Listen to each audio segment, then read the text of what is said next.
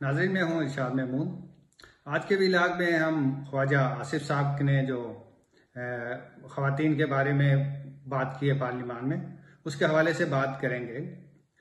ख्वाजा आसिफ साहब ने बहुत बुरे अल्फाज से याद किया ख़वातीन को और उन्हें पीटीआई की बाक़ियात का और साथ में उनके बारे में बड़े तौहीन और तहकीर अंदाज से लब लहजे से भी बात की और हरकत और सकनात भी उनकी ऐसी ही थी कि जो किसी महज़ब माशरे में उन्हें बर्दाश्त नहीं किया जा सकता।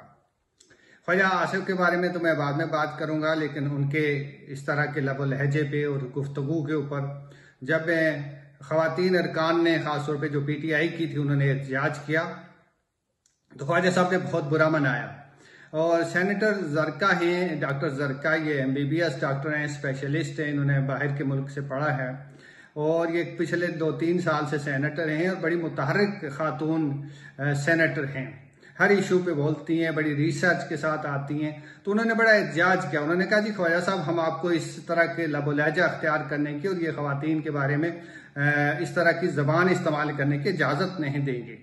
तो ख्वाजा साहब ने बजाय इसके कि वो अपने अल्फाज पे माजरत करते, अपने अल्फाज वापस लेते, उन्होंने बड़ा जनाब कमाल कर दिया। उन्होंने कमाल ये कर दिया कि उन्होंने पंजाब पुलिस से कहा और लाहौर में डॉक्टर ज़रका के जो 2 क्लिनिक थे उनको सील करवा दिया।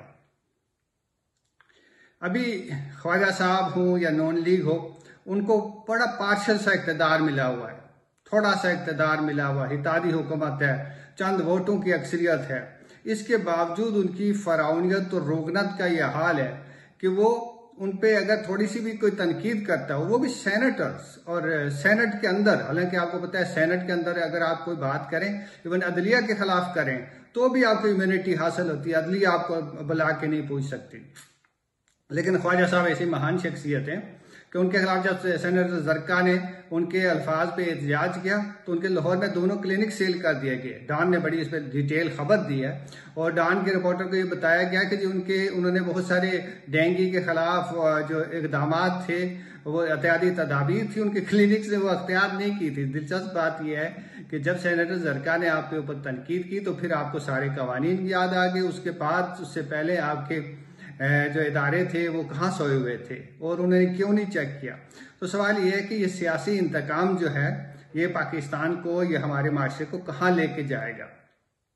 जहाँ तक ख्वाजा आसिफ साहब का ताल्लुक है, ये हमेशा इनको मैं कोई बुरे अल्फाज इस्तेमाल नहीं करता, लेकिन ये हमेशा जो है ज़बान और बयान के मामले में बहुत कमज़ोर वाक़े हुए हैं। आपको याद होगा डॉक्टर शीरी मज़ारी को इन्होंने एक दफ़ा नेशनल असम्बली में ट्रैक्टर ट्राली कह दिया था, जिस पर बड़ा एहतजाज हुआ था। उस वक्त ये अपोजिशन में थे।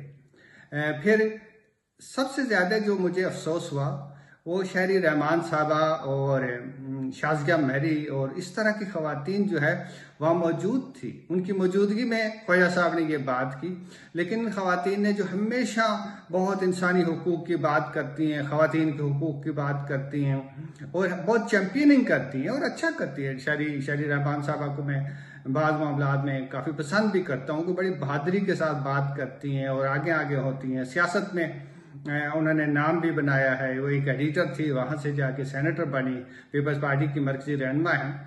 लेकिन पिछले कुछ अरसे से मैं देख रहा हूँ कि उनके ऊपर भी जो है वो एक तरफा किस्म की जहनीत उनके ऊपर छाई हुई है और वो भी उसी तरीके से मदा सराही कर रही हैं हुकूमत के उन गैर कानूनी, गैर अखलाकी हथकंडों और इकदाम की, जिनकी हमेशा वो मुखालफत क्या करती थी। अगर ख्वाजा आसिफ इत्तेहादी न होते, मखलूत हुकूमत का हिस्सा न होते, तो मैं यकीन से कहता हूँ कि शाज़िया मरी और शहरी रहमान ना सिर्फ एहतजाज करती बल्कि बहुत ज़बरदस्त किस्म का एहतजाज करती और बाद में पार्लियामेंट के बाहर भी आके खड़ी हो जाती।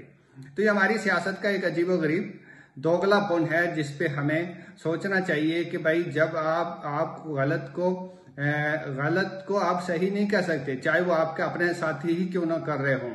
और एक गलत जो है वो किसी दूसरे गलत की जो है वो जस्टिफिकेशन नहीं पेश करता कि आप पहले अगर पीटीआई ने कोई गलती की थी तो इसका मतलब ये है कि उस गलती के जवाब में आपने भी गलती करनी है, उन्होंने बुराई की थी तो आपने भी बुराई करनी है। तो ये तर्ज अमल जो है हमारी सियासत को जो है वो बहुत ही गंदा कर रहा है। उसके अलावा ख्वाजा साहब हमेशा से मैं देखता हूँ कि नून लीग को बाज़-औक़ात मैं सोचता हूँ, उनके बयानात पढ़ता हूँ और उनका तर्ज अमल देखता हूँ, तर्ज गुफ्तगू देखता हूँ, तो मुझे बाज़-औक़ात ये ख्याल होता है कि नून लीग को ख्वाजा साहब की मौजूदगी में किसी दुश्मन की ज़रूरत नहीं है। वो खुद ही जो है उसकी सफ़ें जो है दरम बरम करते रहते हैं। अभी आप देखिए कि बहावलपुर में जो वाक़या हुआ, बहावलपुर यूनिवर्सिटी में, उसमें बहुत डिबेट हो रही है मुल्क पे, और मैं उस पर ज़्यादा गुफ्तगू नहीं करना चाहता, क्योंकि हम सब लोग चाहते हैं कि हमारी बच्चियां जो है, हमारी बेटियां, हमारे बहनें जो है वो इज्जत के साथ, एहतराम के साथ तालीम हासिल करें, जामियात में जाएं, यूनिवर्सिटीज़ में जाएं और बहुत तरक्की करें। लेकिन अगर जामियात का ऐसा हाल होगा तो लोग, जाहिर है कि उसके नतीजे में और उनके बारे में इतनी सारी ज़्यादा गुफ्तगू होगी तो लोग डर जाएंगे और लोग अपनी बेटियों को, बहनों को जामियात में, तालीमी इदारों में भेजने से ग्रेज करना शुरू हो जाएंगे। लेकिन जहाँ हमारे वजीर खारजा का औरतों के बारे में ये रवैया है, तो वहाँ जामियात का क्या रवैया होगा? जामियात में जो सिक्योरिटी ऑफिसर मेजर शाह साहब जो हैं, उनका जो तरीक़ाकार है, या जो उनकी मैंने प्रेस टॉक सुनी है, फिर वाइस चांसलर ने जिस तरीके से गुफ्तगू की, वो कहते हैं कि जी हमारे जो सिक्योरिटी ऑफिसर जो हैं वो एक मेजर थे और उनकी गिरफ्तारी से और उनसे जो बयान लिया गया उसके नतीजे में जो है फौज की तौहीन है। आप देखिए कि किस तरीके से जो है, किस बात को कहाँ से मिला के अपना पीछा छुड़ाने की कोशिश कर रहे हैं, अपनी जिम्मेदारी को कबूल करने के बजाय एक पूरे केस का, मुकदमे का रुख ही मोड़ने की कोशिश कर रहे हैं। तो मैं आखिरी बात यहाँ यह कहना चाहता हूँ कि बहावलपुर में जो कुछ हुआ यूनिवर्सिटी में, वो बहुत अफसोसनाक है। उसकी बहुत आला पैमाने पे तहकीक होनी चाहिए और पूरे सिस्टम के ऊपर दोबारा गौर होना चाहिए। और दुनिया भर में ये कोई नई बात नहीं है, बेशुमार यूनिवर्सिटीज़ में सेमेस्टर, बल्कि ज़्यादातर यूनिवर्सिटीज़ में सेमेस्टर सिस्टम ही है।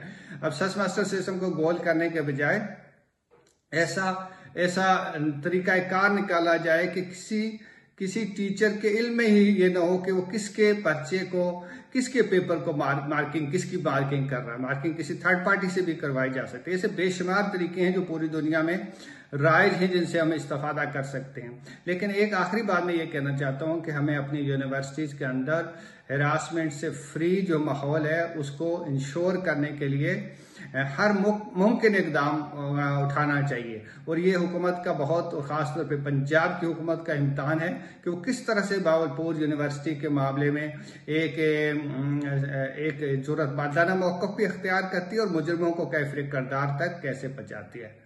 नाज़रीन, हमारे साथ जुड़े रहिएगा। इंशाअल्लाह जल्दी एक नए व्लॉग के साथ मुलाकात होगी। अल्लाह हाफ़िज़।